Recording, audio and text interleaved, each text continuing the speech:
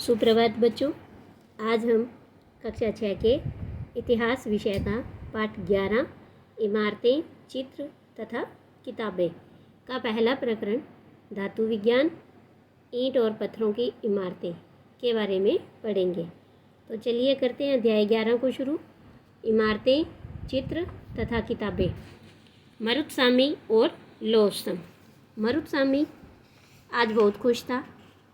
पहिएदार कुर्सी में बिठाकर उसका भाई उसे कुतुब मीनार दिखाता हुआ प्रसिद्ध लौह स्तंभ के सामने ले गया। तो देखिए बच्चों, जो कुतुब मीनार है वो दिल्ली में स्थित है और जो मरुत्सामी है वो पैरों से चल नहीं सकता। तब उसका भाई उसे एक जो व्हील चेयर होती है, पहिए वाली कुर्सी, उस पर बिठाकर उसे कुतुब मीनार दिखाया पहले। फिर उसके पास में ही एक लौह स्तंभ है। लौह स्तंभ मतलब लोहे का बना हुआ स्तंभ उसे दिखाने ले गया।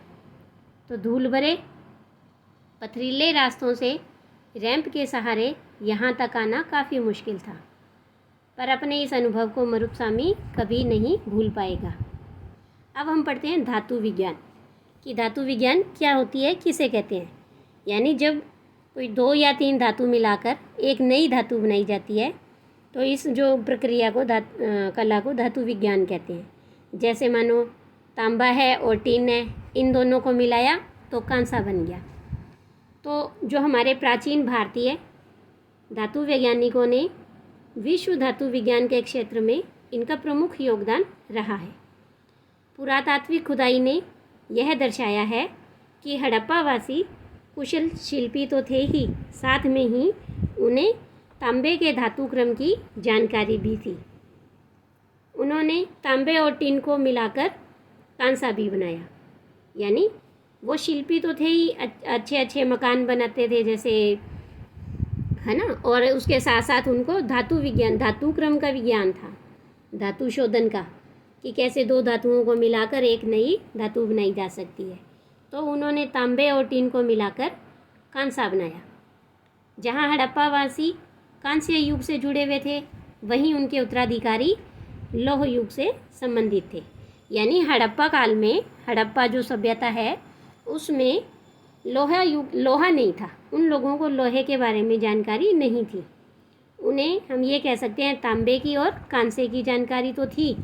और जो हड़प्पा के बाद सभ्यता आई, जैसे जिसे वैदिक सभ्यता कहते हैं, वैदिक काल में, वो लौह युग से संबंधित थी। भारत अत्यंत विकसित किस्म के लोहे का निर्माण करता था, जैसे कि खोटा लोहा, पिटवा लोहा, ढलवा लोहा आदि। तो चलिए अब हम बात करते हैं लौह स्तंभ की, कि लौह स्तंभ कहाँ है और किसने बनवाया था।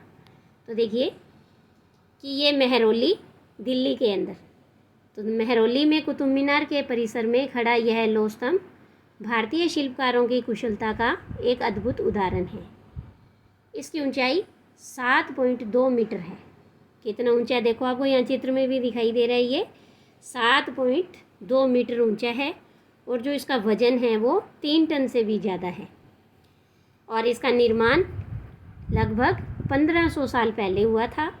और इसके बनने की समय की जानकारी हमें कहाँ से मिलती है, तो वो खुद इसी अभिलेख पर लिखा हुआ है। तो इसी अभिलेख पर लिखे होने के कारण हमें पता लगता है कि ये 1500 साल पहले बना था। अब इसमें चंद्र नाम के एक शासक का जिक्र है, जो कि संभवतः गुप्त वंश के होंगे। जो हमने अध्याय 10 में पढ़ा था कि गुप्त वंश के शासक थे पहले शासक चंद्रगुप्त, जो समुद्रगुप्त के पिता थे। जो हमने पढ़ा था चंद्रगुप्त मौर्य, वो नहीं, वो तो मौर्य वंश के शासक थे, चंद्रगुप्त मौर्य। और ये हैं गुप्त वंश के शासक चंद्रगुप्त।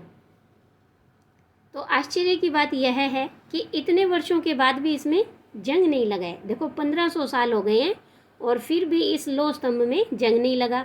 हमें पता है कि लोहा है तो उसमें जंग लगा ही लगेगा, लेकिन जो प्रारंभ उस समय के जो वैज्ञानिक थे या जो शिल्पकार थे, उन्होंने पता नहीं जंग ना लगने की कौन सी तकनीक का उपयोग किया था, वो अभी तक हमें पता नहीं लगी है। तो इसके बाद देखिए ईंट और पत्थरों की इमारतों के बारे में हम पढ़ते हैं कि हमारे शिल्पकारों की कुशलता के नमूने स्तूपों जैसी कुछ इमारतों में देखने को मिलते हैं। जैसे हमने इससे पहले वाले अध्याय में भी स्तूप के बारे में पढ़ा था कि स्तूप का अर्थ होता है टीला। हालांकि स्तूप विभिन्न आकार के थे, कभी गोल या फिर लंबे या कभी बड़े या छोटे। उन सब में एक समानता है। प्राय सभी स्तूपों के भीतर एक छोटा सा डिब्बा रखा रहता था।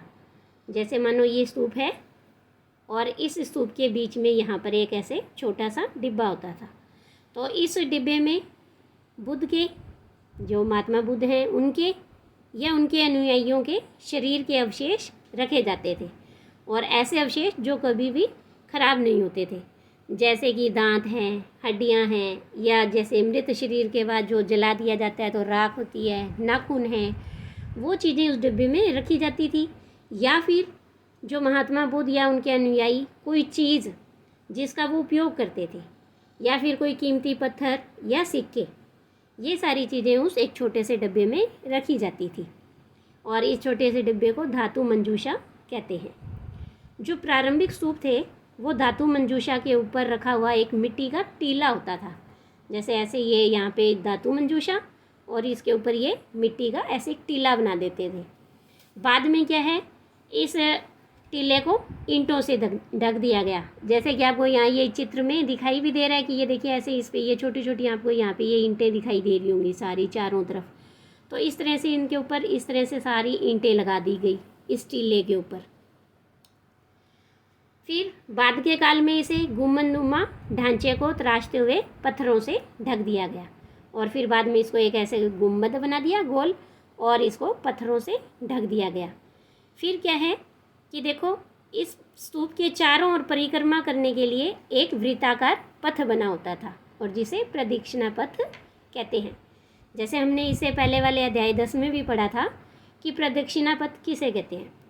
जैसे हम लोग मंदिर जाते हैं और भगवान की मूर्ति रखी होती है बीच में, और फिर उसके बाहर चारों तरफ हम क्या ये ऐसे गोल एक फेरी काटते हैं, चक्कर लगाते हैं, उसे ही प्रदक्षिणा कहते हैं। और जो चक्कर लगाने का रास्ता बना होता है उसे प्रदक्षिणा पथ कहते हैं। तो ऐसे ही इस स्तूप के चारों ओर ये यहाँ पे ऐसे एक इसके चारों तरफ बना दिया है प्रदक्षिणा पथ। और फिर क्या है, इस रास्ते को रेलिंग से घेर दिया जाता था। रेलिंग जिसे वेदिका कहते हैं, और ये इस चित्र में आपको यहाँ पर दिखाई भी दे रही है। जैसे ये देखिए कि ये इस तरह से ये रेलिंग लगी हुई है सारी, है ना, इसे ये पत्थरों की बनी हुई होती है। फिर इसी वेदिका में प्रवेश द्वार बने होते थे। ये जो आपको दिखाई दे रहे हैं ये दो बड़े बड़े, ये प्रवेश द्वार हैं, यहाँ से ये जाने का रास्ता होता है। रेलिंग और तोरण प्राय मूर्ति कला की सुंदर कलाकृतियों से सजे होते थे। तो इन रेलिंग पर और इन तोरण पर, इस द्वार पर सुंदर सुंदर मूर्तियाँ बनी होती थी। तो मानचित्र 7 में अमरावती को ढूंढें, और यहाँ भी कभी एक भव्य स्तूप हुआ करता था। लगभग 2000 साल पहले इस स्तूप को सजाने के लिए शिलाओं पर चित्र उकेरे गए थे। तो चलिए सबसे पहले हम मानचित्र देख लेते हैं।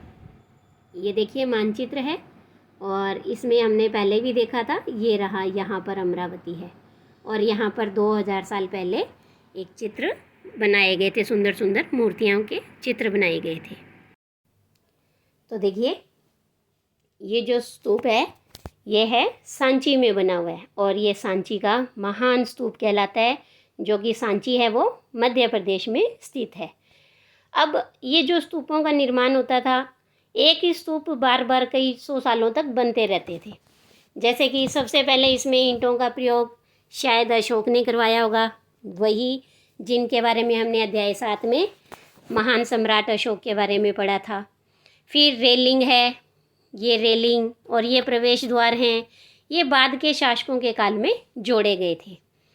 तो ऐसे ही ये अमरावती की तरफ एक आपको यहाँ चित्र दिखाई दे रहा है, मैं दिखाती हूँ। ये देखिए, ये यहाँ पर आपको एक चित्र दिखाई दे रहा है, ये जो बना हुआ है ऐसे गोल, तो ये अमरावती की एक शिल्प कृति है। अब देखिए कि इसके बाद हम बात करते हैं, कई बार जो गुफाएं बनाई जाती थी वो पहाड़ियों को काट कर बनाई जाती थी, और इस तरह की गुफाओं की मूर्तियों और चित्रों द्वारा इन्हें सजाया जाता था। तो इस काल में कुछ आरंभिक हिंदू मंदिरों का भी निर्माण करवाया गया, और इन मंदिरों में विष्णु, शिव और दुर्गा जैसे देवी देवताओं की पूजा होती थी।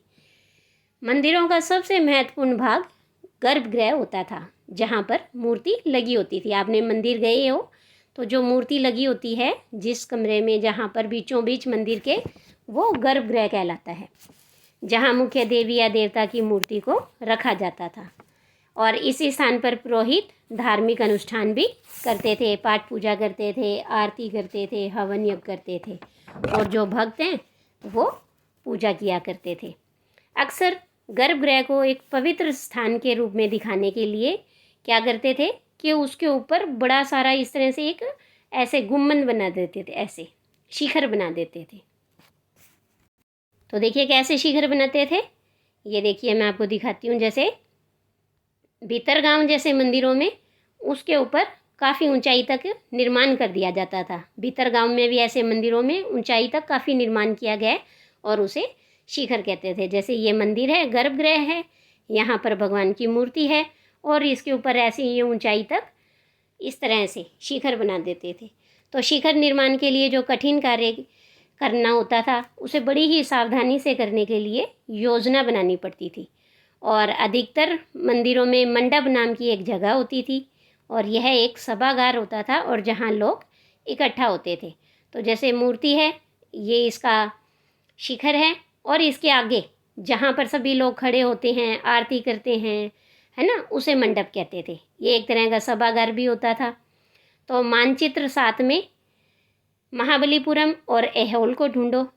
इन शहरों में भी पत्थरों से बने हुए कुछ उत्कृष्ट मंदिर हैं।